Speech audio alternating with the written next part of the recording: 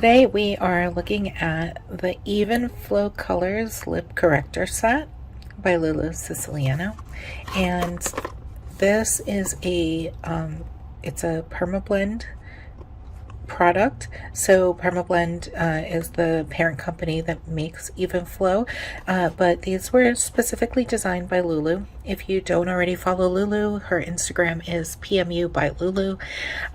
So she developed these colors in a way that works with her technique. So if you're familiar with Lulu, you know she does a lot of small needle configuration work, like single needles, 3RLs, 3RSs. And so because of that, this is developed in a way that is conducive to using the smaller needle cartridges, meaning it is a thinner formula. So if you look at tattoo colors versus like traditional tattoo colors versus permanent makeup colors, you'll see that traditional tattoo colors are much runnier, they're much thinner in consistency, as opposed to permanent makeup colors, which are usually a lot thicker. They contain a lot more glycerin, so that they're less runny than a tattoo color. And if you're using larger needle configurations, it doesn't matter that much, you know, in the performance aspect in that way. But if you're using the smaller needle configurations, if you're doing single needle work, you want something that's going to flow nice and smoothly out of your needle cartridge so that you can work faster as well, because a thicker consistency is going to take longer to come down that needle, and it may get clogged. It may start to dry up and get clogged in the needle cartridge. So these were formulated with that in mind. And these are, they're presented as a lip color correction set, but I actually use these colors for modifiers in brows and eyeliner, and I will go into greater detail with that as we get into the colors. So let's open these up and see what we have here. There are 3 colors in the kit. This first one is Neutralizer, and it is described on the website as a bright orange with a warm undertone.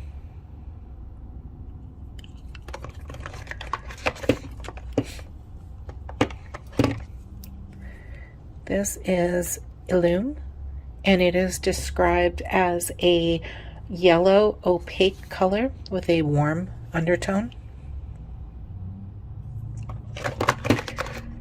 And then we have Colorizer, which is described as a bright red with a cool undertone. Now, if you go to the website, you can look up these numbers, because if you look on the back of these bottles, you'll see that there is, you know, all of this information here, the batch and all of that, but it does also have all the ingredients and all of the colors that are used in the formulation. But these are really tiny and very difficult to see. So if you go on the website, and really anybody who is selling these colors, or any product really, should have a link to the SDS sheet, the safety data sheet, which contains all of the ingredients, all the colors that are in it, and it's a much bigger print and easier to read. So let's start with Neutralizer, and let's do some drawdowns and take a look at the color. So I'm just taking a Q-tip and dipping it in some water, and then we're going to just pull this color down and see what it shows us.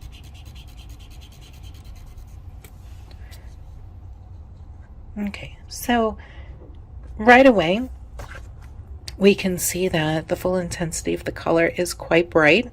It is a very intense orange, and these colors are by their own description to be highly pigmented. So what that means is that there is a lot of pigment load in the formulation. So in that, you know, in this little bottle right here, what they're trying to say is that there's a lot of pigment that's put into the formulation. So if you're not familiar with how pigments are formulated, all pigments, all colors are powder pigment particles that are suspended in a liquid base.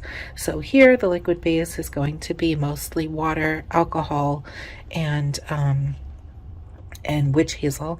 I think there's a few other things like rosin, which is like a protectant, and actually I gotta look at the SDS sheet. I think there's one more ingredient, but for the most part, or glycerin, right? So all colors, whether they're for the body or the face, all tattoo inks, all permanent makeup pigments are a combination of a powder pigment that is suspended in a liquid base. So here the powder pigments that are used are orange 13, yellow 97, yellow 92, red 101, red 254, and white number 6. So the way that ingredients are listed go from the highest amount of that ingredient to the lowest amount of that ingredient. So in this particular formulation, we have white as the last thing, and white is titanium dioxide. We hear a lot about white, and typically it is with a negative connotation, but white is a necessary color. There are certain colors that we cannot have without white. Pinks, for example. Pink is a combination of red and white. It is not a naturally occurring color in that way, that we do need white to mix with pink in order, or red, sorry, in order to get pink. So white is a necessary color because it brightens things up, but it also adds a level of opacity. So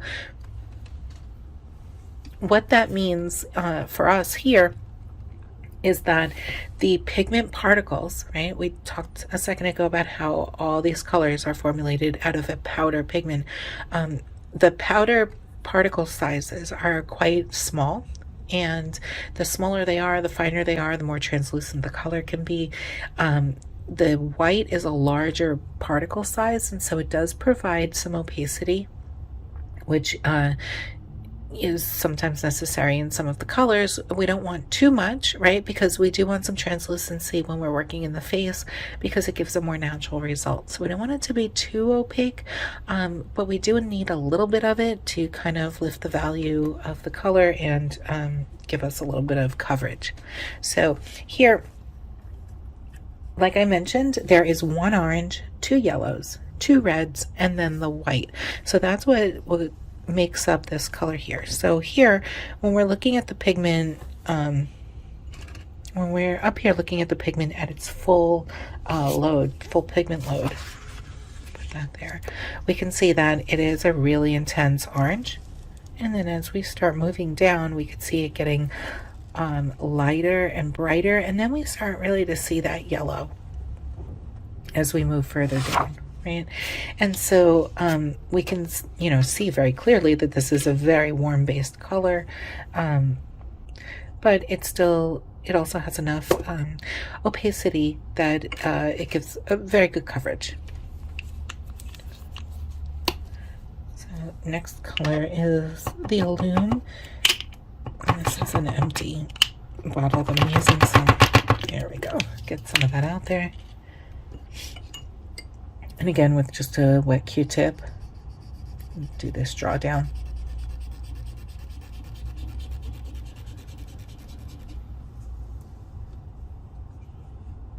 Okay, so Illume is listed as a golden yellow with an opaque color with a warm undertone.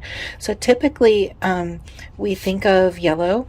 We're taught that yellow is a neutral color, but this is saying that it has a warm undertone. So to kind of explain that a little bit better, right, let's take our primary colors, right? Like we have red, yellow, and blue, and those are our primary colors, and they're called primary colors because these are the only 3 colors that exist in nature without being mixed together. So that means that red, yellow, and blue are only red, yellow, and blue, and no other colors can make up these colors. That makes them primary colors. If we mix red and yellow together, we are going to get orange. And so orange is going to be a secondary color, right? So these are all 1s. This one is going to be a 2. If we then mix orange and yellow, we get a tertiary color, right? That's going to be orange yellow, and a tertiary color here that's going to be red orange. So if we have, this is going to be our warm side, that's going to be our cool side, and this is going to be our neutral side, right? So if we take a neutral color and we mix it with a warm color, we're going to get a warm color, right? If we then mix that secondary color with the neutral color, we're going to get an orange yellow. So we're still pulling the orange, which has the red in it, into that yellow, which gives us a warm leaning color. If we were to mix yellow and blue, we get green as a secondary color, and if we mix green and yellow, we're going to get a green yellow, and so that's going to give us a cooler leaning yellow. Okay, so right now we're over here, we've got an orange leaning yellow. Okay, and that's what we're looking at, and so that's where we get that golden base from. So when we look at the SDS sheet for Illume, we see that it is made up of yellow 42, yellow 97, yellow 14, white number 6, and orange 13. So here with the neutralizer, white was the last color, which means it was the least amount of white than any other color. In this formulation, we have a little bit more white because we've got, it's the second to last ingredient. So now that doesn't necessarily mean, it doesn't go like by percentages, right? So we have, let's say 1, 2, 3, 4, 5 colors. It doesn't mean that it's 20% of each color. The formulation is going to vary, but and also the white and the orange 13 may be in equal amounts. Well, we don't know because we don't know the exact formulation, but we do know that there's a little bit more white probably than what we saw here. And what that's giving us is an opaque, a more opaque color, which is how the color is described by the company, right? It's described as an opaque color. So when they were formulating this, they were like, you know what, we need to have less transparency, less translucency, because we want to be able to cover things, we want to be able to neutralize stuff and raise the value of the color. And so when we're using the Illume, it's not just adding yellow to that color, but it's also bringing up the value of the color. So when you have you know, like up here, let's say if this was the full intensity of the color and we were to add white to this color, right, we would see it started getting brighter. Here we've just diluted it, but you can, you know, watch the mass tone change in a color by adding white as well.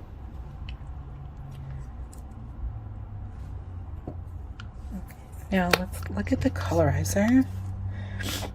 So Colorizer is described as a bright red with a cool undertone.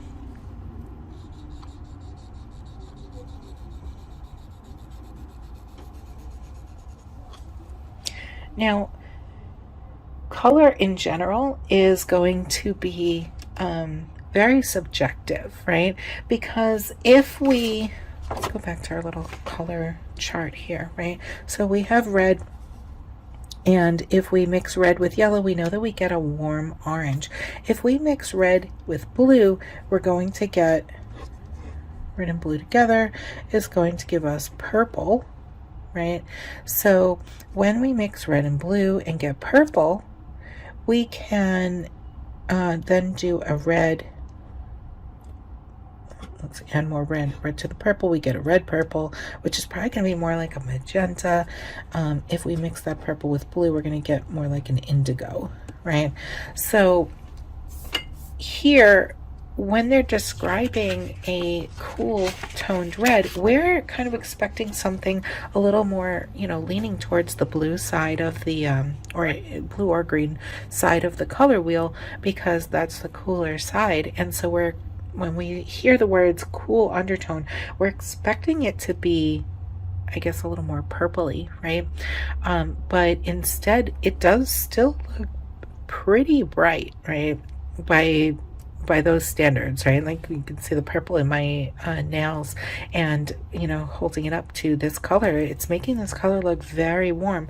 But the reason for that is because if we look at what the colors are comprised of, we have red 254, white number 6, yellow 97, and orange 13. Now, we saw red 254 is the second to last color in the Neutralizer, and yellow 97 is the second color in Neutralizer and the second color in Illume, and orange 13 is the last color in Illume and the first color in the Neutralizer, but here it's the last color. So what's happening here is that we've got a color, the red 254 is, if you look up red 254, you'll see it's kind of like a magenta-y color. So it is a cooler red, right? And then it gets warmed up a little bit with the yellow 97 and the orange 13. And then of course the second color in this formulation is the white. So it is giving us some level of opacity here, and the yellow and the orange are going to keep this from being too cool.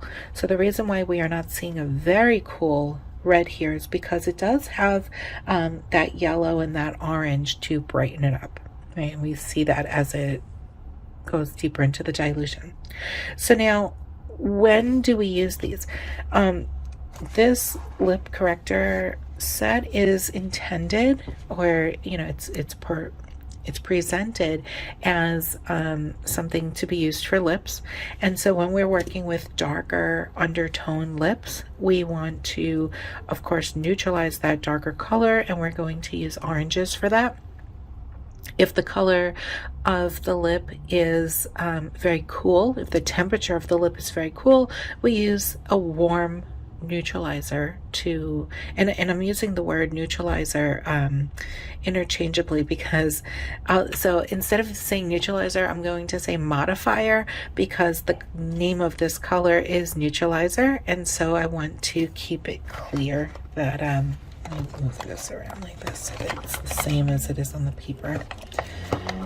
So I don't want to be confusing. The name of this is neutralizer. And so we will call these, for the sake of this video, we will call these all modifiers. So when we want to modify a color that is too cool, we're going to put something like neutralizer into it, because this is very warm. But if the tone of the lip, so that we determine that the temperature of the lip is cool, but how dark is the lip? What is the value of the shade of their lips, right? So you can have a lip that is cool in tone and it can still be quite pink or bright, and then you can have a lip that is cool in temperature and it can be quite dark, right? So like in the higher Fitzpatrick's. So in that case, we need to raise the value of the color, and by adding this opaque white, we're going to be lifting the value of that color, making it brighter and whiter, and that's going to help further modify that color. Then we have the Colorizer, which is going to bring color to that. So for example, if you have a really dark lip, right, and you want to modify the temperature, right, by using the neutralizer, then you want to raise the value, right, because it's very dark in value, so we want to raise the value. We're going to add a little bit of Illume, but then after that's done, right, and I never do that in one session, right? So I may formulate using these two modifiers, but I'm not going to add the Colorizer until after they're healed, and at that point I'm going to reassess my situation, and I'm going to say, okay, well, the person had very cool toned lips, so I used this neutralizer to modify the temperature. Then they had very dark value lips, so I used the Illume to raise that value. But now that I have modified that color, I want to add some redness to it or some pinkness to it, and so that's where this Colorizer is going to come into play, and I would do that in the second or third session depending on how well their lips were modifying.